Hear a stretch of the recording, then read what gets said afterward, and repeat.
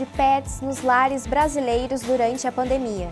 Escolas públicas sofrem com a falta de recursos tecnológicos para manter as aulas à distância. Atores se reinventam durante a pandemia. E no quadro de entrevista de hoje, vamos falar sobre alfabetização durante a epidemia da Covid-19. Começa agora o Lente Aberta.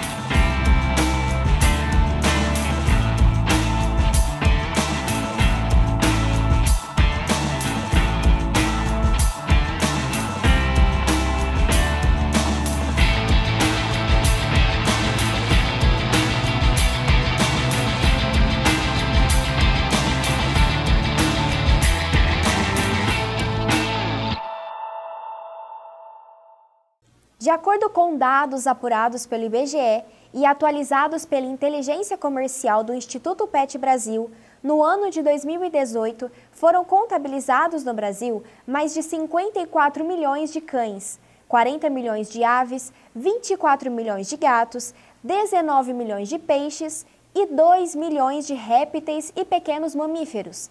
A estimativa total calculou cerca de 140 milhões de animais de estimação.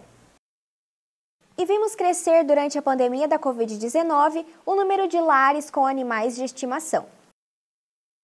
Dentre as questões que reforçam esse aumento está a necessidade de companhia e ajuda para enfrentar momentos de solidão. Com a saúde mental ainda mais prejudicada, os animais acabam oferecendo suporte aos seus donos. Na matéria do repórter Matheus Mileta, ele vai mostrar esse crescimento de pets nos lares brasileiros. Carolina sempre gostou de animais. Essa paixão acabou se transformando em hobby. Faz 4 anos que a psicóloga também se tornou cuidadora de animais. Então, a ideia surgiu a partir do falecimento da minha antiga cachorrinha. Quando ela faleceu, infelizmente, a gente não conseguiu pegar outro pet por tá lidando com o luto. Então, por gostar muito de animais, de cachorro principalmente, a gente decidiu que ia começar a ser anfitriões de cachorrinhos aqui em casa. Carolina diz que o contato com os animais foi muito importante para enfrentar as dificuldades que ela e a família passaram durante a pandemia. No início da pandemia, no ano passado, a gente teve uma situação bem complicada aqui em casa, onde meu pai foi hospitalizado, ele foi internado, a minha avó acabou falecendo por Covid e com certeza essa dedicação aos cachorrinhos que puderam estar aqui em casa nesse período foi algo que trouxe muita alegria para todo mundo aqui em casa. E com a chegada da pandemia, houve um crescimento de 30% no número de pets em lares brasileiros, segundo o levantamento realizado pelo Sindicato da Indústria Veterinária. Mas essa mesma pesquisa apontou também que, por outro lado, cerca de 10 milhões de pets foram abandonados durante esse mesmo período. Durante a pandemia, Júlio adotou um cachorro abandonado que hoje lhe faz companhia e traz alegria. Além disso, ele ajudou também como voluntário em uma ONG da região de Ribeirão Preto para resgatar animais abandonados. O Anubis aqui foi abandonado na rua quando novinho e quando eu vi, falei, por que não, Por que não ajudar? Por que não dar um lar para um animalzinho que precisa? E então foi isso que eu aprendi, a ajudar. Eu recebi um convite para trabalhar numa ONG de proteção a animais, com um trabalho voluntário. E a maior experiência foi quando eu recebi um chamado para ir resgatar um animalzinho que já estava em estado terminal já, mas a gente conseguiu salvar ele. Essa psicóloga explica como o cérebro reage ao ver um pet e como a conexão entre o ser humano e a natureza pode ser importante para a saúde mental. Acho que não tem uma pessoa que consegue olhar para um pet e não dar um sorrisinho, Quem nunca saiu para caminhar e a hora que vê um cachorrinho andando na rua, abre um sorriso. A ação dos pets e da natureza, por exemplo, é muito importante também no quesito orgânico, É comprovado, existem estudos que afirmam que o contato com pets e com a natureza aumenta a produção de serotonina e endorfina, que são 2 componentes extremamente importantes para o autocuidado e para o tratamento da depressão e da ansiedade. A especialista alerta que, ao adotar ou comprar um pet, é preciso ter consciência dos cuidados que se deve ter, para depois não abandoná-lo. Eu penso que através da conscientização. Então, assim, a psicologia começa a trazer, quando a gente começa a trazer essa conscientização, né, da importância dos animais, também nessa relação afetiva, isso é uma forma de conscientizar também, e então auxiliar, né, no cuidado e no manejo com esses animais aí, que acabam ficando, né, em situação aí de abandono e sem cuidados. Pesquisa feita pelo Instituto de Estudos Socioeconômicos e pelo Vox Populi, apoiado pelo Fundo Malala, revela que às vésperas do Enem, estudantes da rede pública de ensino chegaram às provas em condições ainda mais precárias, se comparadas aos da rede privada. A educação no Brasil e no mundo foi muito impactada desde o início da Covid-19. Com a volta parcial dos estudantes, escolas relatam, entre os diversos problemas, o abandono dos estudos. Mas a falta de acesso à tecnologia prejudicou muitos alunos, principalmente das escolas públicas. É o que mostra a reportagem de Luiz Santana. Paulo Roberto, diretor da Escola Estadual Ferruccio Chiarati, em Sertãozinho, assumiu o cargo assim que começou a pandemia e participou do processo de reinvenção da forma de educar os alunos. Quando eu cheguei aqui, eu já cheguei junto com a pandemia. Então a gente foi um processo de se reinventar mesmo. Tínhamos que criar situações onde nós pudéssemos atender a nossa clientela, o nosso aluno, sem que ele estivesse aqui, mas era uma coisa muito nova. O diretor também cita as maiores dificuldades que tiveram que enfrentar durante o ensino remoto na escola e como as redes sociais foram importantes. Nós temos, assim, dificuldades múltiplas, né? O primeiro momento foi quando você teve que falar para o seu aluno, olha, você vai ficar em casa, mas a vida continua, a educação continua. Então a palavra de ordem era engajar, era trazer o aluno para os mecanismos que a gente dispunha. Algumas ferramentas foram fundamentais, né? No primeiro momento as aulas eram nossas, né? Nós tínhamos a liberdade de construir a partir dos conteúdos programáticos propostos, as nossas aulas de 45 minutos. E nós transmitíamos nas mídias disponíveis, para que eles assistissem remotamente. Com o aparecimento do centro de mídias, foi se criando salas de aula, foram se organizando novas formas de fazer isso. Segundo esse coordenador pedagógico da mesma escola, alunos de escolas públicas já saem atrás de quem tem a oportunidade de estar em um ensino privado.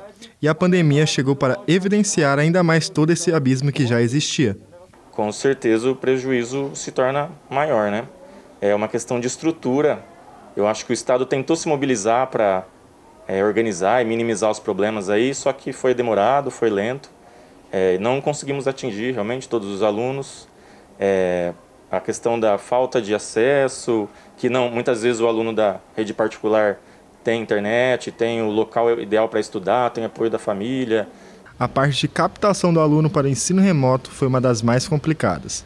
Paulo conta que precisaram fazer centenas de ligações e também de ajuda de programas do governo para trazer esse aluno de volta à sala de aula, mesmo que de forma remota.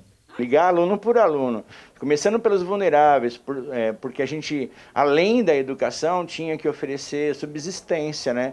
Então criou-se vários programas, né, de alimentação e toda hora você tinha que trazer esses alunos que são os mais vulneráveis, que teoricamente não têm os instrumentos, o recurso, né? E você tinha que dar o recurso para ele poder acessar esses novos mecanismos de comunicação. Então tudo isso pesou. Segundo pesquisa da Agência Senado, entre os quase 56 milhões de alunos matriculados em educação básica e superior do Brasil, 35% tiveram as aulas suspensas devido à pandemia da Covid-19, enquanto mais da metade passaram a ter aulas remotas. Na rede pública, 26% dos alunos que estão tendo aulas online não possuem acesso à internet. Foi uma realidade bem complicada e a gente teve um sucesso parcial. Então, a gente trouxe todos os alunos? Não aconteceu. A nossa escola é de periferia, né? Muitos alunos não têm acesso à internet, tecnologia, às vezes não tem um celular em casa. Então foi um desafio grande porque tem aluno que não tem acesso e não consegue participar de modo remoto, de forma alguma. Paulo também comenta sobre as possíveis sequelas que o ensino remoto causará ao aluno do ensino público. Há uma dificuldade grande do nosso aluno de acessar os equipamentos culturais para que ele possa ter o mesmo nível de competitividade de um vestibular ou de um mercado de trabalho, porque ele não tem como acessar esses instrumentos culturais que as outras pessoas teoricamente têm, né? Agora não, agora ele passa a ter pelo menos um norte. No próximo bloco, você vai ver como os atores tiveram que se reinventar durante a pandemia. E vai ver também, no nosso quadro de entrevista, como a alfabetização das escolas ocorreu durante esse período. Não saia daí, a gente volta daqui a pouco.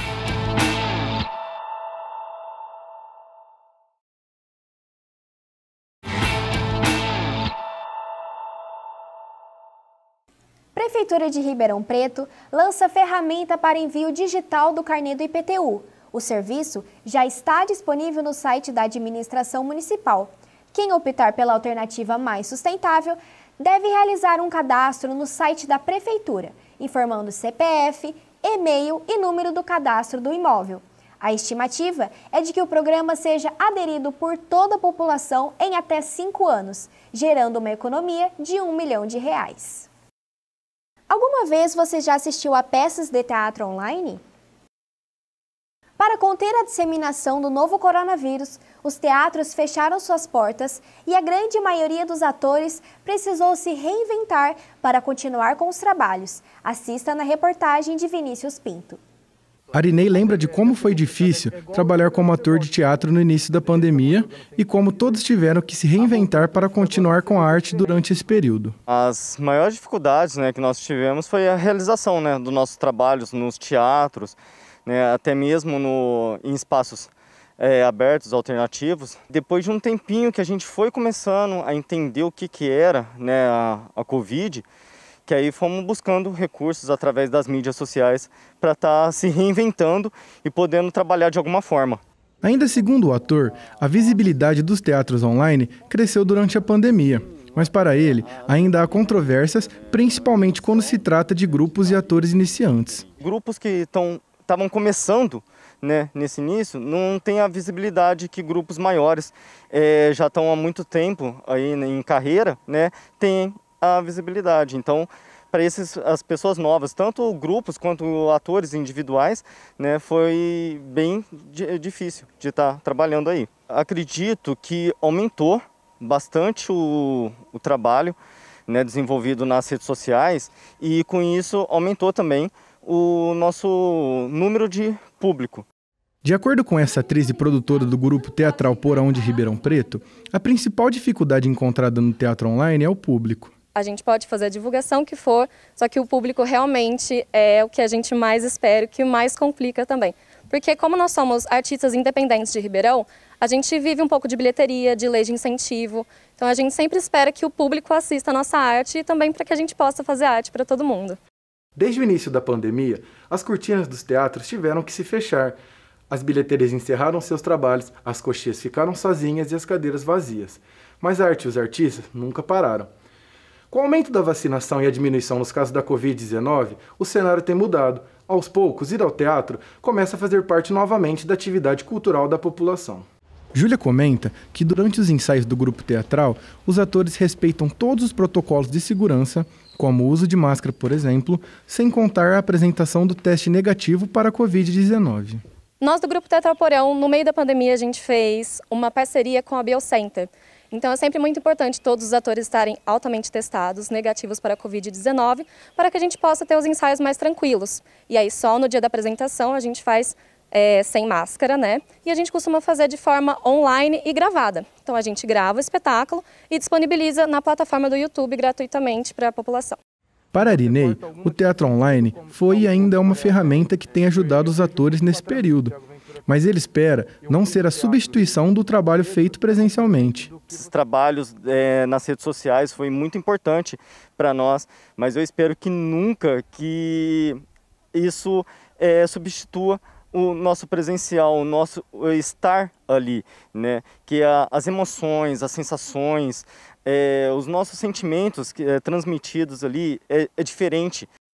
Estudos revelam que alunos na fase de alfabetização estão entre os mais prejudicados durante a pandemia da Covid-19. Uma avaliação realizada com 250 mil crianças com idades de 7 anos mostrou que 73% delas não sabem ler ou escrever no máximo 9 palavras por minuto. É o que você vai saber agora no nosso quadro de entrevista com a repórter Liz Veloci. Cada criança possui o próprio ritmo no processo de educação. É por isso que a educação infantil é um momento de muitos desafios. E durante a pandemia, esses desafios se tornaram ainda mais complicados. Para falar sobre o processo de educação infantil e as adaptações que foram feitas no aprendizado durante a pandemia, a gente tem aqui a Simone Filipim, que é professora e pedagoga e trabalha com crianças de 3 a 4 anos. Simone, muito obrigada por ter vindo aqui. Eu que agradeço a oportunidade de poder falar um pouquinho, de como foi o nosso trabalho durante esse período. Simone, e o que representa o ensino infantil para o início do aprendizado de uma criança? O ensino infantil é a base, da formação do indivíduo. Tanto que, assim, o nosso foco na educação infantil é trabalhar habilidades das crianças, A gente não trabalha conteúdo, mas não foca conteúdo. A gente trabalha as habilidades, Que seria trabalhar a coordenação motora, trabalhar a socialização, comunicação, a habilidade de expressar os seus sentimentos, Então, todas essas habilidades que preparam o indivíduo para as próximas etapas e para a vida, Então, você diria que o que ela aprende nesse momento são habilidades? Não só, mas eu digo que o foco para nós é desenvolver as habilidades. Os conteúdos seriam trabalhar cores, formas geométricas, conceitos matemáticos, numeração, tudo isso a gente entende como um processo na vida, vai aprendendo. E por isso que para a gente o principal são as habilidades. As habilidades sociais e motoras. Isso, habilidades sociais e motoras. E quais são os sinais mais comuns que as crianças demonstram quando estão com alguma dificuldade de aprendizado? Isso seria mais assim individual mesmo, Então, para nós, as habilidades principais, vou falar em educação infantil, tá? Então, dificuldade de fala, dificuldade de socialização, dificuldade de dividir. Então, para nós, o que mais eles demonstram são isso. Então, a gente, sempre que tem algo assim, a gente procura os pais, orienta, tá procurando uma ajuda, ou de um fono, ou de um psicólogo, ou se é alguma coisa relacionada à saúde, a gente sempre está muito preocupada com o bem-estar da criança. Então, a gente olha a criança de um modo global, geral. Entendi. Então, falando de procurar os pais, de conversa, o que você diria que é necessário para a integração entre escola, professores e pais nesse processo de educação? Aí precisa de boa vontade de todos os envolvidos no processo, da família e da escola. Porque a gente vem ainda de uma cultura que a escola é muito fechada, não dava essa abertura para os pais. Isso vem mudando de uns anos para cá, mas ainda tem um processo um pouco lento, E falta também a vontade de alguns pais também de se envolverem, no processo de aprendizagem dos filhos. Então, o que falta é vontade. De ambos, de todos os envolvidos no processo. E isso não é todos, para tudo tem as suas exceções, Claro. E como mudou a participação dos pais no aprendizado dos filhos durante a pandemia? Então, aí foi um pouco mais... Foi complexo, Porque aí passou de uma ajuda, de um dever de casa, uma tarefa ali uma vez por semana, para algo diário, Então, eles assumiram ali, não vou falar que foi como um professor, mas um co-professor, uma participação, Porque as atividades a gente que elaborava, eu passava para os pais, inclusive dando passo a passo de como eles deveriam falar com as crianças, elaborar essa tarefa com as crianças, mas foi mais difícil para eles, lidar com isso, entender que cada criança tem a sua fase, o seu processo, não achar que a criança estava ali, não estava desenvolvendo, não estava acompanhando, não estava fazendo direito, Então, assim, além de trabalhar com a criança, a gente trabalhar com os pais, de explicar para eles, não, tá tranquilo, tá dentro do que é esperado, Fica tranquilo aí que tudo vai dar certo. Essa seria uma mudança nos professores, então. Eles tiveram que trabalhar com os pais também. Bastante. Acho que até eles dão mais trabalho que as crianças. Eu acredito. Com certeza. E com o retorno das aulas presenciais, você acredita que será necessário um reforço na aprendizagem dos alunos que não tiveram contato com a escola de forma presencial nos anos 2020 e 2021? Eu creio que para a educação infantil é recuperável, assim, sabe? Tá com um mês que nós voltamos, eles já estão bem integrados, né? Eu acho que isso é mais para o fundamental, eu acredito que sim. Que tenha que ter um reforço, porque teve crianças que não fizeram nada. Aquelas que ainda fizeram, acompanharam alguma coisa, né? Ainda não é tanto a defasagem, né? Mas nós vivemos em diferentes contextos, né? De famílias que não têm acesso à internet, então que teve alunos que realmente, não, vamos falar, que ficou aí 1 ano e meio parado, né? Entendi, que perdeu todo esse tempo. Perdeu esse tempo de aprendizagem. Eu costumo dizer que, assim, tudo é recuperável, né? Perde, quem perdeu de fato é quem perdeu um familiar, quem morreu, né? Para o resto, tudo é recuperável. É só ter boa vontade da família, da escola, do governo, de dar aula de reforço. Eu acredito que dá. Que vai dar. Que vai dar. Entendi. Obrigada, Simone. Muito obrigada pela entrevista e por explicar um pouco essa coisa complexa que é a educação infantil, o processo de aprendizado. E você quer falar alguma coisa? Você tem alguma mensagem sobre educação, sobre a força de vontade das crianças? Eu costumo dizer assim, né, que todo trabalho tem os pós e os contras, né? Tem problemas. Então, aí tem gente que fala assim, trabalhar com educação, tem que ter muita paciência, tudo. Tem, como todo trabalho, né? Você tem que ter paciência, né? E boa vontade. Eu falo assim, que com criança é diferente. Né? Nós temos coisas que nenhum outro trabalho te dá, né? Então, é aquela flor colhida diretamente do chão, né? Aquele abraço sincero, falar que te ama, que você é linda diariamente, né? Aquele sorriso. E ter essa retribuição da família também, né? Nessa fase, ele dá um retorno, acho que maior. Depois, acho que ao longo vai se perdendo um pouco isso, né? Sim. Mas é muito bom. E a educação, né, todos sabemos, é o futuro, é a base, né, da formação de todo indivíduo, então temos que valorizar, incentivar, estimular professores e alunos. São tudo. É tudo. Entendi. Muito obrigada, Simone, pela entrevista. É com você, Lívia.